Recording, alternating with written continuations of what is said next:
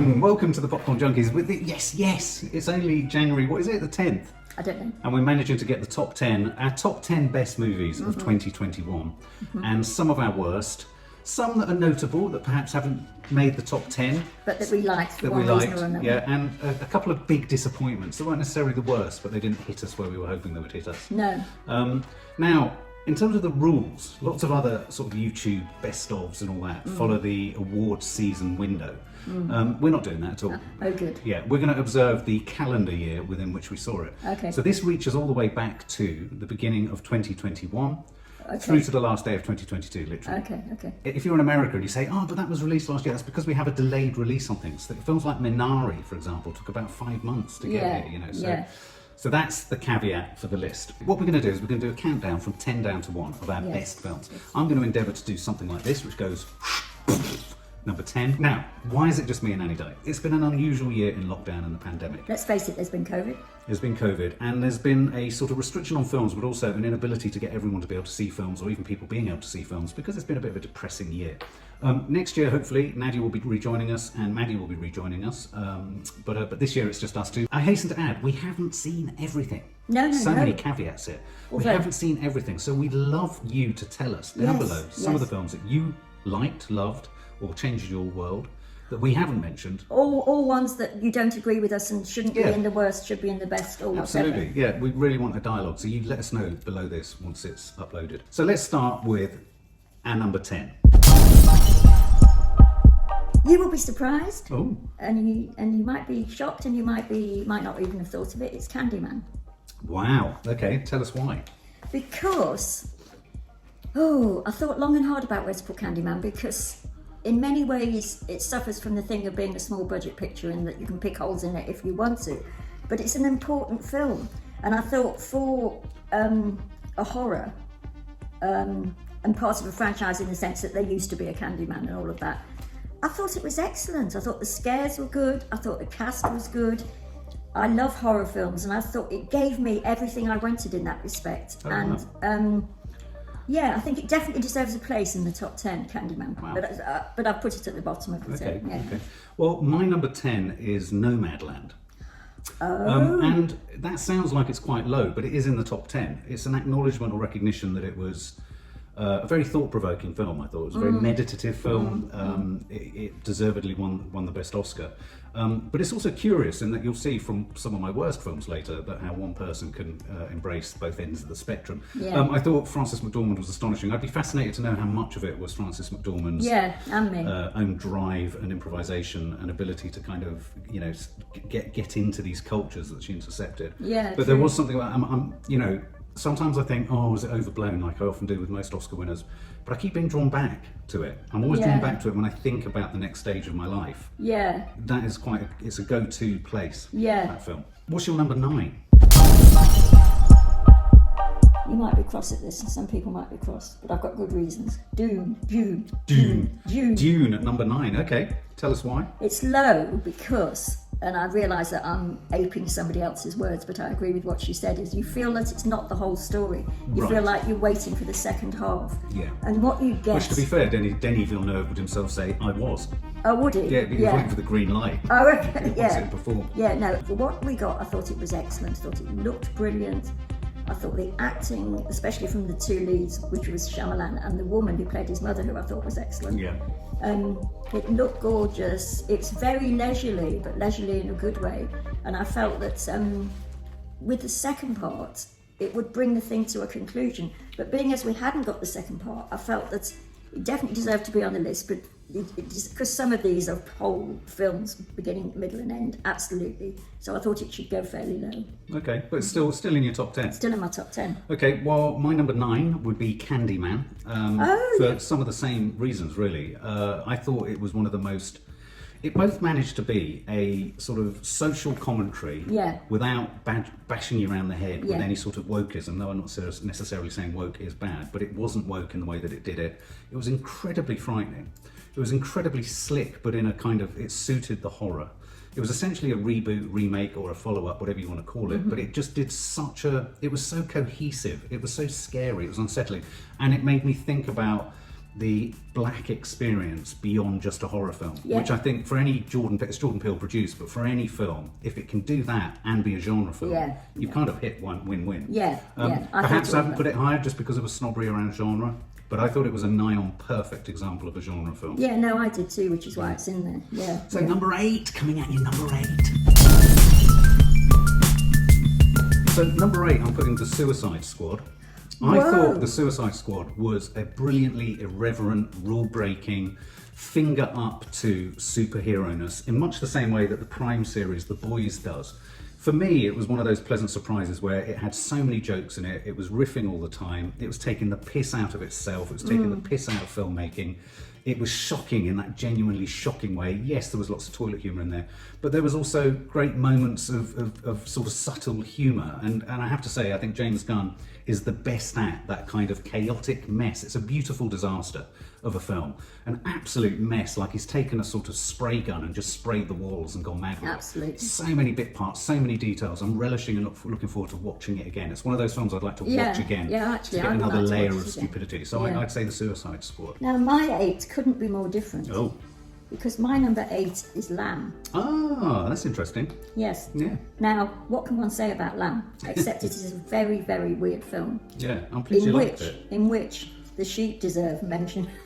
Astonishing performance by amazing acting sheep. Yeah. But and it's a mythic tale. I love mythic tales, and Yeah, you don't sort it's of like a really, folk tale, isn't it? folk tale, exactly. And you don't know how mythic and how folk until the very end. It looked gorgeous. It was well directed. It was a total what's the word? Shock to me in a way. Yeah. I thought there's no way they can pull this off. Yeah. Because I'd seen a trailer of it, and I Yeah. thought, there's no way they can pull it off. But they did. I They think managed Maddie would say this was up there with one of her top films. She thought exactly the same. Oh, She okay. thought, how are they going to do it? Is it going to work? Yeah. And surprisingly, it did. Okay, well, I'm going to lead with my number 7 because my number 7 is the same. It's Lamb. Oh, I've just okay. popped it one higher. Like you, I just thought it was remarkably batshit crazy, stupid, insane, weird. Perhaps a bit slow at the beginning for some people, but it was a genuinely shocking end. I mean, we'll talk about what the hell? What the hell? And so it's worth staying and worth investing for all But that. in a totally believable way. Oh, yeah. I mean, fits it's utterly absolutely. unbelievable, but believable. And I think it's a great film for telling you how much you can suspend your imagination Yeah. and go into this stuff. Yeah. As the family do with this child. It's quite an interesting film about belief in fiction almost. Yeah. Or belief in otherness. Yeah, my number 7. Oh God, you're going to laugh at this, especially as Lamb was my number. Pig.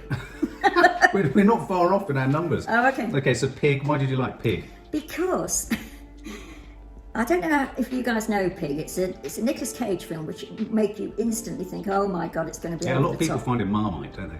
They do, and you would think that he's totally over the top, and he can be, but he's quite restrained for Nick Cage in this film. I'd say nuanced. Nuanced even. Yeah. And even although one of his key lines is, somebody's stolen my fucking pig, I think that's one of his lines. It is. Where's my pig? Yeah, it's about far more than his pig. Yeah. And it's about him, a lonely man, a man that was a chef. And I really enjoyed it. I thought it was deep. It was very incredibly deep. And yeah. Beautifully shot. Also, I thought ably supported by Alex Wolff, yes, who was great in it. He was played really it. good. Yes, Yeah. yes, he was. And he's a truffle hunter and all that. Well, I think that's a good shot. And that's your number 7. Yes, Pig. yes, Yeah, yes. Pig's great. For all of these guys, go to the rest of the channel because there are reviews of them. So if you want a more detailed summary of any of these films, they're all on the channel. Okay, so I'm going to start with my 6 because it's similar. My number 6 is Pig. We're literally like one We after are, each aren't other. Again, I just thought it was very dark, very meditative. It had a suitable amount of batshit crazy Nick Cage-ness about it to keep the sort of the mad me hooked. Yeah. But I thought it was a really subtle performance. It was a sort of reflection on mortality, a reflection on the connections we strike between ourselves and other living things. There's Yeah. this bond with this pig. Yeah. You feel it so intensely. Yeah. It's a great commentary on chefery and cookery and Yeah. food as well. It's big on food. And I just love the fact that in my list I have lamb at 7 and pig at 6. It's looking like a list of ingredients. Right, my number 6 is a bit contentious with some people. It's card counter. Ooh, the card counter, which we didn't review on the channel. Oh, we didn't. No. Okay, I couldn't remember whether we did. or Okay, not. so tell Now us. this is a Paul Schrader film. He produced one of our favourites from last year, didn't he? Which First is Reformed. First Yeah. Reformed, Or the year before, I think. which was a more sort of structured film in a way, wasn't it? This is a strange film. It's standout performance from the lead actor, and complete in its own way, batshit crazy. I mean, some of the things that he has to do. Oscar Isaac has to do. I just thought it was beautifully directed, and I think he does direct amazingly. And in recent years, I've gone off Oscar Isaac as an actor because I thought he loves himself a bit much. But he was kept under total restraint in this, and I really, really, it's about gambling and about what that means and everything. I think the title's terrible. The title's the worst thing about it. I agree. But as was the trailer. The trailer was diabolical. The trailer was diabolical. So but it's really worth seeing this film. Number 5 is Spider-Man. Ooh, okay. It's a bit low, isn't it, for a major? I was sort of getting No, worried by I was going to say that's quite high. No, I was determined to Spider-Man No Way Home. Yeah, I thought it was great. I remember thinking as I went into the cinema, I really wanted to sort of a stop thinking film experience where I could sit there and just enjoy and revel in the whole idea of a comic sort of character and everything.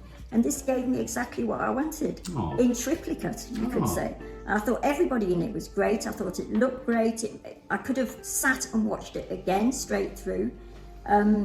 I really liked it the best of all the superhero films. All the mainstream. All the mainstream things, Yeah, no, it's a good one. It's nice to have in there rather than just sort of filmy films, some sort of mainstreamers.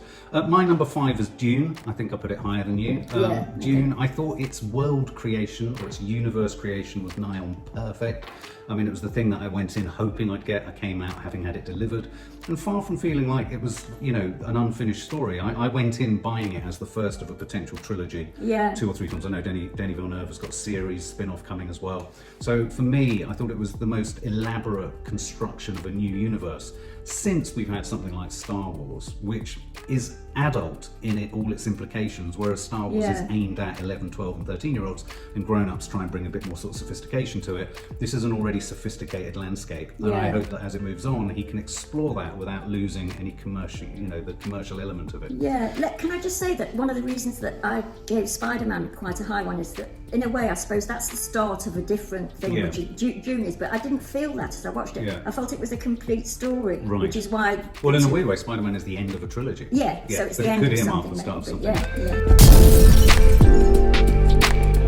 Number 4 is a curious one when you look at it in amongst all the other types of films. Ghostbusters Afterlife. I thought this was an absolutely perfect, nostalgic reworking of a sort of piece that was very much of its time, didn't feel like we were trying to wring it dry for something else, was very much its own kind of thing, but appealed to every part of the 11-year-old boy in me. I thought it was beautifully shot, brilliantly made. I thought the acting, the young actors, I thought Paul Rudd, for me, it was one of those rare moments in the cinema where I forgot the clock and was absolutely taken on the ride. Now, I recognise that a lot of that is because it was such a seminal film for me when I was younger, but it really, really, I really enjoyed it. I could watch it again, and for me that is the test of a sort of blockbuster.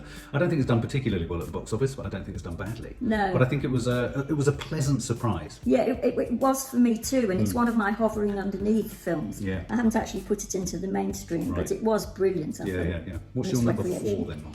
Number 4, Rose Plays Julie. Ooh. Which is a complete, shock in a way, isn't it, from outside the batting, whatever you call it. It sort of came from left field. Now, did we review this? I did. You did, This was a total shock because I don't think I knew the director. No. I didn't know the story. I didn't know the actors and actresses, except for Aidan. Something. Who played the boyfriend? Aidan Gillen. Aidan Gillen. Gosh, it made you think. It made you think. I thought it was. Well, I need to see it again. I saw it sort of a fair while ago now, but I remember coming out thinking this was fantastic. It's going to go on my list. And this is something that people should see. And I'm sure you would have said all of that in your review of it. Amazing film. My number 3 is Titane. It's high. And Titane is up there because I think it was offensive, it was abrasive, it was shocking, it was discomforting, it was infuriating. I think I said it was disgusting, but it was all those things, and yet somehow it held together, and it's been seared onto my retina. And you know, we did a review of it recently. It's not going to be anyone else's, not many people's cup of tea. No. You're probably going to go through and go, what the hell is this about? I would fully recommend not watching it if you don't like violence or sex, weird sex and stuff like that. It is about love again, though. But it is about love again, and it's a fascinating film. And if it wasn't, in a weird way, I wish more people could see it or get over all of the road bumps that are necessarily there to see it. It's brilliantly shot, brilliantly made. I think this director has kind of wrestled the crown from David Cronenberg for interesting, emotionally driven body horror. Yeah. That's my number 3. Yeah, well, it's my number 3 too. Oh, how funny! Oh, wow. Now, I wouldn't want people to think that Mark and I saw everything together even, and so we sort of gone for the same things. We don't necessarily like everything the same, but also some we didn't see together. We happened to see this together, but I thought all the things that you just said. I mean, it is offensive in many ways, and if you sort of sketch the plot to somebody, you'd think, really? Really, do I want to see that? But it's so well done. The main 2 actors are just astonishing. It is about love, which sounds again a bit sort of, you know, grandiose, but it is. And as the film went It's a on, special kind of love. well, yeah, but again, it's a funny kind of love. Yeah, but parental thing comes in there. No, it is. And as the film went on, I went from the first half an hour. I thought, this is bonkers. I thought, it's serial killing and body shock horror. I don't think I can stand 2.5 hours of this. By the time it finished, I thought, this is a masterpiece. So in that respect, it totally turned me around. If you possibly can see it, see it. See it. My number 2 is First Cow. Oh. I thought First Cow was a really meditative, gentle, interesting story about, in a sense, the origins of America, which is a film about a guy who, well, it starts with him discovering 2 dead bodies. I did a review of this on the channel. Yeah. And then it's about this unlikely partnership between a Chinese guy and an American guy trying to start up a business selling cakes. It's got Toby Jones in there as well as the kind of landowner. And it's an incredibly, I think, subtle, moving, gentle film about the American dream, almost at the point where the American dream was born. Because this is an American, and you've got 2 different cultures coming together, trying to build a business, and then you've got everything that you've got the sort of mainstream, Toby Jones, the English, if you like, stacked up against them. There's no room for you to innovate or find your own, and yet at the same time they did. I'm constantly drawn back to that film. I thought it was it was a really meaningful watch as well. I found it really slowed me down. So if you fancy something that is slow, but incredibly informative and inventive and thoughtful and real, I felt like I could smell the 1800s America. Yeah, that's true. It was like there was soil on my boots when I came out of the cinema. You've got cow, lamb and pig in your... So I've got First Cow, I've got pig, and I've got lamb. Now, it's my number 2, isn't it? My number 2 is Petite Maman. Oh, which I haven't had a chance to see. No. Tell us about it. Well, I can't pronounce her name. It's she's Italian director, isn't she? Is she? I thought she was French. Oh, French, French maybe. And she did the women Portrait of a Lady on Fire last year, which was very high up. Yeah, you liked it. Because it was about the female gaze. Yeah. And this, how can I say? It's about what we want to be and can't be. It's about, again, love and a child trying to decipher what happened to their parents when their parents were young, and therefore thinking, this will happen to me, or will it, sort of thing. It's that sort of thing. Beautifully told, understated to the point of, amazing. 2 actresses in the main, well, actually 3 if you include the mother. Actresses are astonishing. Yeah. You just have to go with it. It looks gorgeous. It's a bit of a fairy tale. Yeah. A dream. Could be. A daydream. Yeah, could be. I mean, I've read about it. But the fact that it's sort of portrayed as if it's actually happening in front of you, it's like sort of Lamb in that respect. Lamb takes place in front of you, although you sort of think it could be myth. It's metaphorical. This you think could be myth, but at the same time, it so takes you by the scruff So of the quite a neck. few films this year which play with reality versus mythical. Sorry, I'm chatting. No, I think that's an interesting sort of thing. My number 1 is Rose Plays Julie. I can't talk about this film highly enough. I thought it did that thing. I thought it was a revenge thriller. It's quite simple.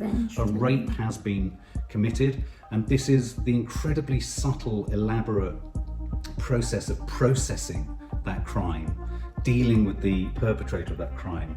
And yet it did it in a sort of, it sits in no genre. It was incredibly still.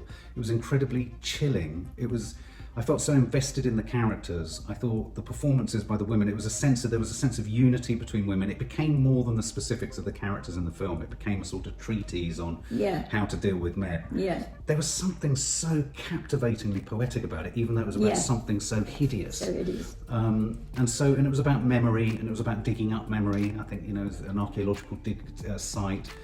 It was just about the male-female sort of ickiness of the male-female relationship as well. And I thought Aidan Gillen was absolutely phenomenal as this sort of sinister but charming guy. Yeah. Well, one of the things I like so much about it, because I've already mentioned it, is the fact that, I'm not saying that you can portray rapists as nice men, because obviously they're not, but he gives you such a sort of rounded performance, and you don't know what you're getting with him, which the girl doesn't either. Yeah. Which I think is a really important part of any sexual kind of assault, because he's a complex character in his own right. He's a fully rounded character in his own right. And I thought the connection between acting, being a performer, because the mum is a performer, an actress on film sets, the young actress who plays the victim, trying to piece together her origin, and then she's performing as someone else. I thought it was really good about all that meta stuff about the performances. Someone who's experienced trauma has to put on a front and act a part. I thought all of that was amazing. I did too. Yeah. And this is a director that neither of us have heard of. No, and they're called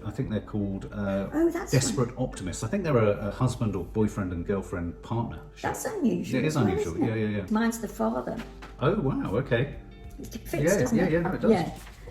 Okay, tell us why. Well, the father, it's funny doing these top 10 films, because if you've seen them a long time ago, which the father's probably one of the first ones I saw in this list that I've got in front of me, I have never been so moved as when I came out with this film. Oh, it was incredible. I mean, the performance by Anthony Hopkins was sensational. Yeah. Sorry. Just say something about the father. Well, no, I mean, I thought it was almost in its unshowiness as a piece of film, it allowed the performance to stand for, because it's based on a piece of theatre. And I always have a cause for concern when I'm going to see a theatre show that's turned into a film, because it always feels quite static. But I think in this instance, it helped Anthony Hopkins' performance. It did. And also it had sort of many things sort of going on for it. I agree with Mark in that I always worry about theatre adaptations. But they sort of had a special design function going on, so you were in his head. Yeah, you never knew whether a room was coming up, a room was the room he was in. No, I agree. The subsidiary players, like the guy with the rolling eyes, and he never knows who they are. No. And in a sense, I didn't either, because they all started to look the same. It played with perspective and point of view, didn't it? It did, and he is astonishing. Yeah. He's my best actor of the year. I mean, be prepared if you go, and I don't even know if you can still get it at cinema, to bawl your eyes out. Yeah. There's one misstep right at the end, which is to do with him breaking down, which is a bit ironic, you're saying that. But yeah, that's my number one. Okay, yeah, no, good. Well, there's our top 10. So let's just we'll run through them individually. I have a list of pleasant surprises at the end. Pleasant surprises in there for me was one that you've already said, Mum, the card counter. I thought it was great. I think Oscar Isaac's performance was one of the best of the year by lead apart from obviously Anthony Hopkins.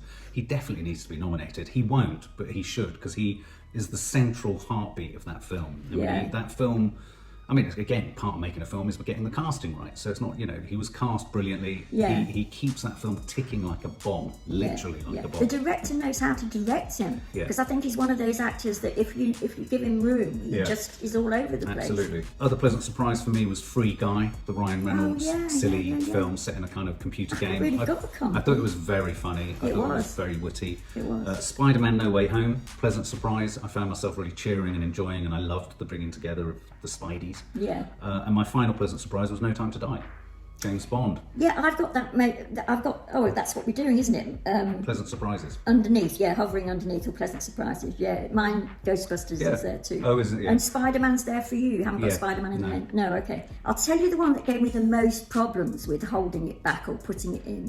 And I've seen it twice now in an effort to sort of know where to put it, is Power of the Dog. Oh, right, yeah. Well, it's just won the Golden Globe, isn't it? Has Best it? Picture, Best Actor, Best Director. Well, I've never seen Benedict so good. Oh, right. And it's a Western, and I've got a weakness for Westerns, so that's how come it's not in your top 10? Well, exactly, because there's a lot wrong with it. This is your Parasite moment. No, it's not. Because you haven't stopped banging on about it, and I keep thinking, God, I need to see this film, Power of the Dog. I would say... And it's now it's cleared up at the Golden Globes. Whoa. Yeah. Well, in a way, that's a tribute to Benedict, because I think somebody wanted to give him something, because he's in everything, and some things are awful that he's in. But he was really good in that. Worst films of the year. Now, I always like to give the caveat here. So many creatives are involved in these films. It's not a case of kicking a film down or homing in on anyone in particular, but it's just about which films don't float your boat. Yes. I've got 3 notables. Shall I do mine, and if they chime with yours, we'll share? Last Night in Soho. And me. Eternals. Yeah, and me. And House of Gucci. And me. I feel 3 real turkeys. Absolutely. To that, I'd add Venom. I think everybody liked it better than me. Yeah, I really didn't like I think it. on retrospect, And the biggest of all, and I don't think you saw this, but I went with so much hope in my heart because it was so important to me, was The Matrix Resurrection, which was appalling. Yeah, you were. So she was what's that incredibly about? expletive when you. I was like, "Shall we see it? We've got a review." And she's like, "Don't go." No, it's a waste of your life. Such a shame. Whether maybe the director didn't want to make it, or maybe Lana Wachowski, isn't it? And we re-watched Last Night in Soho because I thought it might be a good distraction for the guys. You did. And parts of it just didn't fire up. It just didn't. No. Some of its parts didn't hold together. House of Gucci, we have to say, I know a lot of people did like it. I think Lady Gaga's the best thing in it. She's a saving grace. I do. But I thought it was a mess. It was an absolute mess. Yeah. What else have you said? Venom, you don't agree with, do you? You thought that it wasn't memorable. No, it wasn't memorable. No. Eternals, we both thought was pretty shocking. And that's directed by the woman who directed it. Chloe Zhao. I know one can't sort of... But I thought it was ghastly. And if there was one film I'd get angry about how bad it is, because I think the studio can cope with it, it's The Eternals. I think and the first real misstep, I think, of the Marvel Cinematic Universe. Yeah, I think so too. I think that's me now. Okay, I've got biggest disappointments, which you could argue. How is that different to the the worst? My biggest disappointment of the year was The Green Knight. Okay. I know that a lot of people liked it. Izzy liked it. I know that. It just didn't do what I was hoping it would do. There was a lot that was good in it, but again, it went on. I was bored. Were you? And I think I said that. Now, boredom is a really, I think, sometimes unimaginative emotion. But if I'm sat there invested and wanting to, but I'm bored. Yeah. Some part of that boredom is the responsibility of what's being projected in front of me. Oh, absolutely. I've got that as hovering under because I liked it far more than you. But you really have to concentrate, and I wasn't bored. I suppose just taking that as that gets a special mention, does it? Yeah, that gets a special mention. Okay, well, my last special mention has to be, because I managed to squeeze it in under the bell, inside the finishing line, all that malarkey. The Last Duel. And I thought, I was pleasantly surprised by that. I enjoyed it. Oh, I enjoyed it. So it's pleased. epic. It's a pretty strong rape scene in there. Yes. I mean, when I said to Nadia, I think you should watch it, I was thinking, maybe not. I thought it was really good. I thought it was total escapism. Yeah. And I thought I really liked the nifty use of 3 points of view. Yes. I thought that was really nice. For me, thank God, it was Ridley Scott doing what Ridley Scott does well. Yes, because he was responsible for... So that's a special mention. There we go. Yay! That's our top 10. What do you think, guys? Share your thoughts below. Argue with us. Yes, absolutely. Tell us what you do like, what you don't like, what do you agree with, what don't you agree with. Tell us your list. Put your list of top 10 below if you wouldn't mind. And we're in 2022. Exactly. New films to look forward to. Licorice Pizza, Humans, all sorts. It was a strong year for independent films. It was. Yeah, well, it's no surprise, I think, that the big sort of superhero tentpole films, there weren't that many this year, because I think they're all holding them back until after the pandemic. Yeah.